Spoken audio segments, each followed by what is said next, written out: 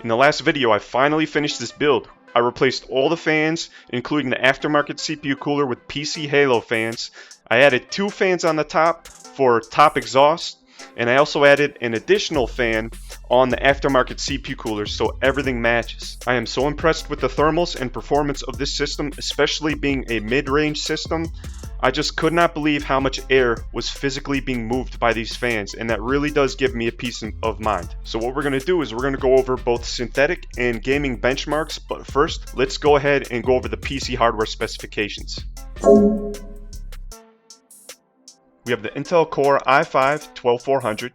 We have the MSI Pro B660M-A DDR4 Micro ATX motherboard.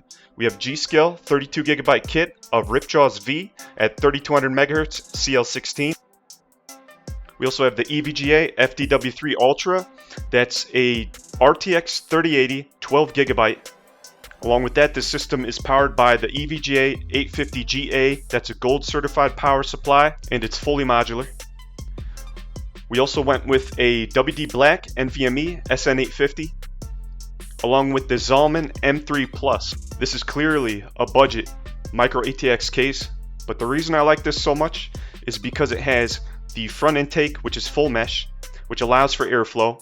There's a decent amount of space, and by replacing these stock fans and adding a couple on the top for exhaust really does increase the potential for the RTX 3080 12GB, because that is by far the hottest internal system component in this gaming system. Here's a Unigine Heaven Benchmark 4.0 run. I got about 147.9 FPS. The score was 3,726. Min FPS of 34.3. Max FPS of 298.4. And you can see the system specs and the settings right below that.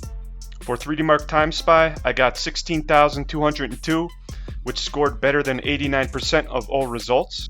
Moving on to a couple of games that I've been playing, the first one being primarily Warzone, and also the second game is going to be Hunt Showdown.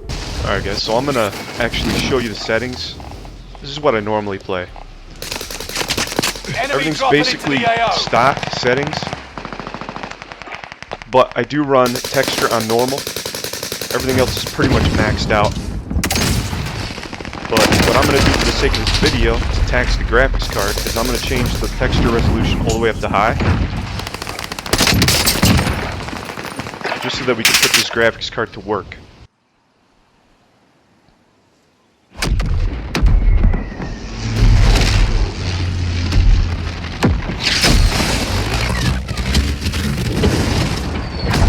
So I've actually been playing for a couple of games. Gave the graphics card a chance to heat up, as well as the other internal components. And right now I have a fan curve set in the BIOS to really push these fans. So I think as soon as the motherboard detects the heat rise, it's going to turn these fans up to almost 100%, so that we can actually see how well that this GPU can be cooled.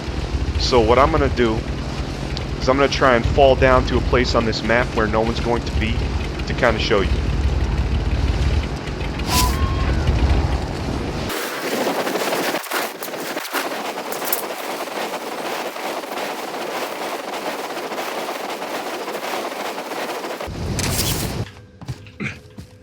Hunt the enemies before they hunt you.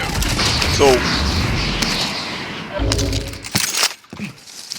when I was doing some testing with the stock CPU cooler and the stock fans in the Zalman M3 Plus, I shut this system off when it started hitting 80 degrees Celsius. I'm like, this case, the airflow in this case could do so much better.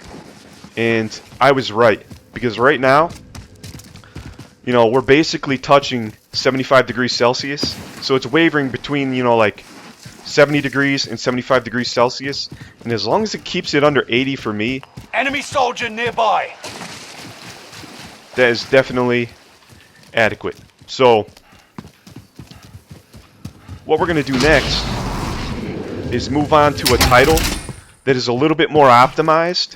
It's also open world, drop inbound, and it's going to seriously tax the graphics card. And that game is called Hunt Showdown. Alright, so this is a look at Hunt Showdown. And here are the settings. It's custom graphics quality. Everything is cranked up on high. Max FPS. No VSync. 1440p. So you're seeing here in the menu screen that we're basically going over 75 degrees Celsius. So already this graphics card is being more taxed than Warzone. Yeah, so I'm actually happy with this system now. It's able to keep it under 80 degrees Celsius. I think that most graphics cards, they generally start throttling around 90. I think ultimately what I'm going to end up doing is seeing if I can lower the fan curve a bit, maybe down to like 80%, to see how much higher the graphics card temperature rises.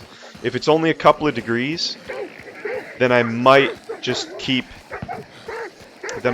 be able to, you know, sacrifice a little bit of thermals just for a significant difference in thermal output for the noise output for the computer system as a whole with the chassis fans.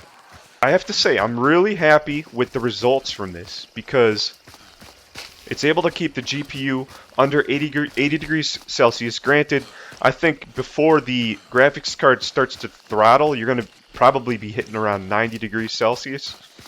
And the fans at this point will probably kick on more on the graphics card, but I would prefer to have more adequate air ventilation in the case to kind of keep the graphics card fans from spinning up a lot.